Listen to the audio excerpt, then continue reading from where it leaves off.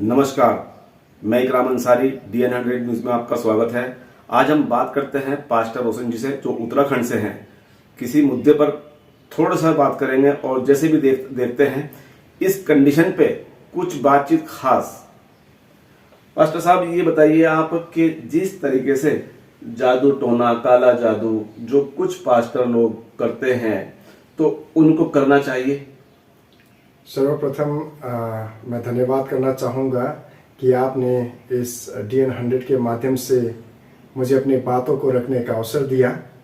और जो प्रथम आपका ये सवाल है कि जादू टोना और जिस प्रकार की गतिविधियों में आज आप पादरियों को लिप्त होने का बात कर रहे हैं कि ये होना चाहिए या नहीं चाहिए, पहली बात मैं कहूँगा कि यदि कोई व्यक्ति इन सारी गतिविधियों में लिप्त हैं और जादू टोना करते हैं तो प्रथम बात यह कि वो पादरी नहीं है।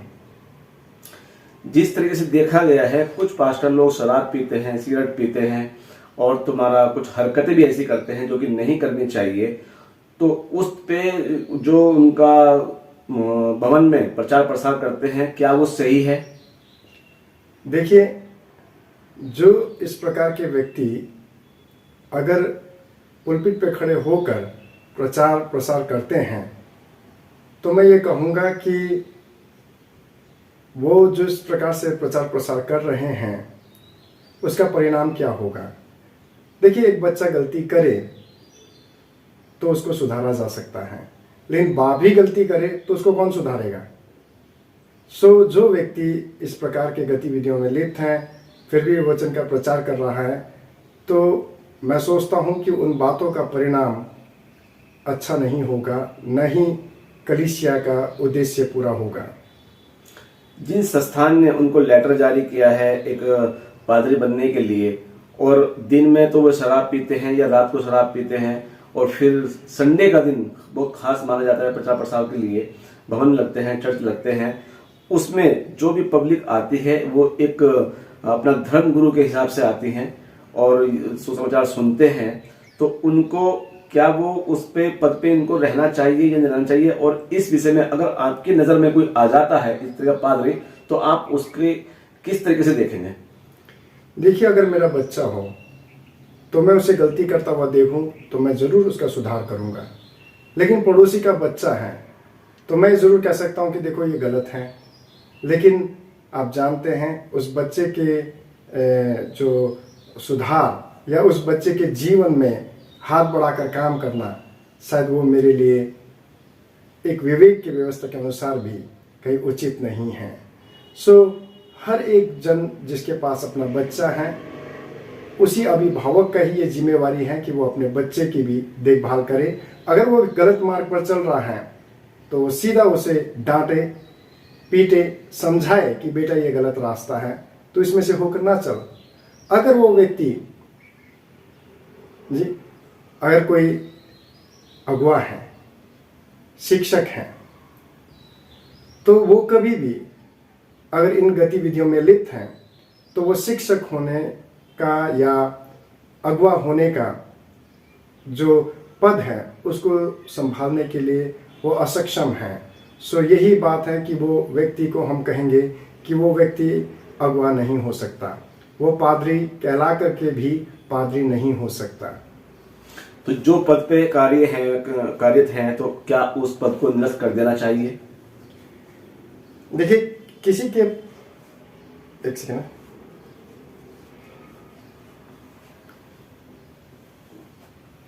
देखिए, जिस पद पर कोई व्यक्ति अगर नियुक्त है तो उस पद से उसको निरस्त करने का अधिकार उसी के पास है जिसने उसे नियुक्त किया है। नहीं, ये आप मानते हैं जो इस तरह का काम करते हैं तो उनको रद्द कर देना चाहिए या नहीं? निश्चय ही, निश्चय ही। और मैं कहता हूं कि जो व्यक्ति जिसने उनको नियुक्त किया है वो उनकी गतिविधियों को देखें और उस मापदंड के अनुसार जो एक अगुए होने के लिए तय हैं नहीं पाते हैं तो उन्हें उस कार्यभार से उनको मुक्त कर देना चाहिए। और जो व्यक्ति इस योग्य नहीं है, मैं कहता हूं उनका विवेक भी उनसे बातें करे और कहे कि भाई मैं अयोग्य हूं तो मैं इस पद को छोड़ दूं। तो ये अच्छा होगा। दूसरा सवाल कि बहुत से लोग जिस कलीसिया में जाते हैं और फिर वो दोबारा कहीं और चले जाते हैं, फिर वो वापस कलीसिया में आना चाहते हैं और वो पास्टर से पूछते हैं कि मैं आपके यहाँ फिर दोबारा आना चाहता हूँ, तो क्या पास्टर उसकी इजाज़त देगा या नहीं देगा? देखिए, अगर कोई खोया हुआ मिल जाए तो कितनी खुशी होगी। अगर कोई भटका हुआ भूला वापस घर आए तो मैं कहता हूँ कि उसे ग्रहण करना चाहिए। बाइबल में ऐसे ही एक छोटा सा दृष्टांत है जहाँ एक अमीर बाप के 2 बेटे हैं। उसमें से छोटे ने अपने पिता से अपना सारा हिस्सा लिया और दूसरे देश को चला गया। उसने सब कुछ बड़े मूर्खतापूर्ण अपने धन संपत्ति को उड़ा दिया, और जब उसके मन में पराश्चित आया, जब अपने जीवन के निम्न स्तर पर पहुंचा, उसने मन में सोचा कि अपने पिता के घर जाऊंगा। जब वो पिता के घर आया, इससे पहले कि वो पिता से मिले और कहे कि पिता मुझे क्षमा करें, पिता ने पहले ही गले लगा लिया। सो मैं सोचता हूँ कि हर एक अगुआ, अगर उसका भुला हुआ मंडली में से कोई व्यक्ति वापस आता है तो उस पिता के समान व्यवहार करे, उसे क्षमा करे, गले लगाए और उसका वेलकम करे। दूसरा ये भी है कि अगर कलीसिया में कोई ऐसा व्यक्ति या कोई महिला ऐसी है जो कि बार बार गलत काम करती है और उसको एक पास्टर की नॉलेज में होता है ये कि ये गलत चल रही है, और उसको समझाया जाता है, फिर दोबारा गलती करती है, फिर समझाया जाता है, फिर दोबारा गलती करती है, फिर समझाया जाता है, क्या उसको भवन में बैठने लायक है वो? देखिए, परमेश्वर का घर जो प्रार्थना का घर है, वो प्रार्थना का घर को जो महत्व को हमें समझना होगा। यीशु मसीह ने मंदिर के आंगन में खड़े होकर वहाँ पर क्रूस पर चढ़ने से पहले मंदिर की सफाई की, और उन्होंने कहा कि मेरे पिता का घर प्रार्थना का घर कहलाएगा, लेकिन तुमने उसे डाकुओं का खो बना दिया है।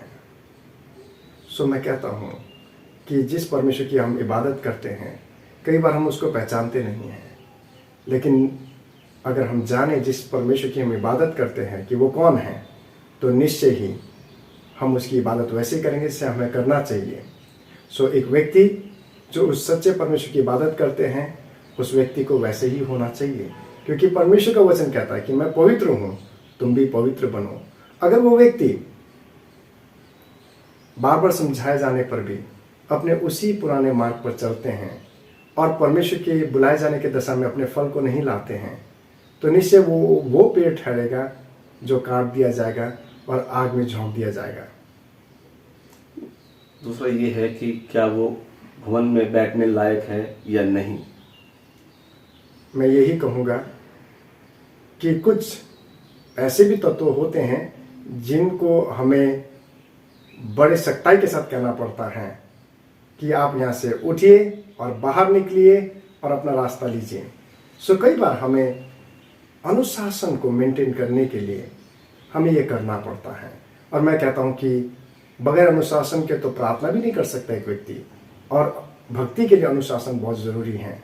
अनुशासन नहीं तो भक्ति भी नहीं है। इसलिए उस अनुशासन में एक अगुआ होने के नाते कोई व्यक्ति बार बार समझाए जाने पर भी मन नहीं फिराता है और अपने उसी पुराने चाल चलन में चलता है, तो निश्चय उस अगुआ को कहना चाहिए कि तुम यहाँ से उठो और कहीं और अपने जीवन को व्यतीत करो, ये स्थान तुम्हारे लिए नहीं है। मेरे चैनल के माध्यम से आप कुछ और कहना चाहेंगे?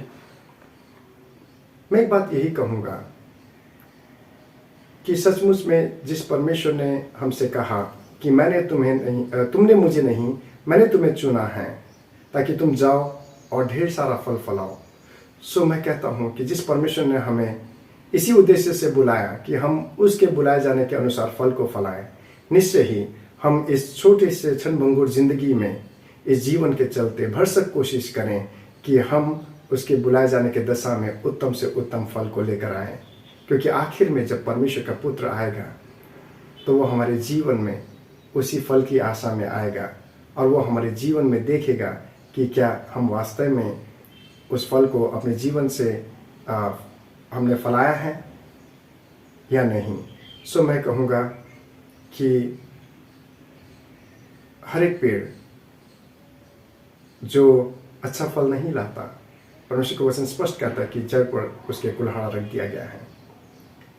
सो हमें अच्छा फल लाना जरूरी है। सो हर एक जिंदगी एक पेड़ के समान है और हम अपने बुलाए जाने के दशा में अच्छे फल को जरूर लाएं। एक मेरा छोटा सवाल और है कि अगर कोई अपनी मर्जी से भवन में आता है, वो कोई किसी भी धर्म का हो, और वो ये कहना चाहता है कि साहब मैं ये प्रचार प्रसार सुनना चाहता हूँ, करना चाहता हूँ, तो क्या पास्टर जी उनको मना कर देंगे? कदापि नहीं, क्योंकि डॉक्टरों की आवश्यकता तो बीमारों को है, और बीमार डॉक्टर के पास नहीं आएंगे तो कहाँ जाएंगे। सो एक व्यक्ति अगर वो प्रचार को सुनना चाहता है और ईश्वर के करीब आना चाहता है, तो मैं कहूँगा कि उसे आने देना चाहिए, उसका स्वागत है और उसे कोई नहीं रोक सकता। चलिए, बहुत बहुत धन्यवाद आपका कि आपने हमारे चैनल को समय दिया, इसके लिए आभारी हैं।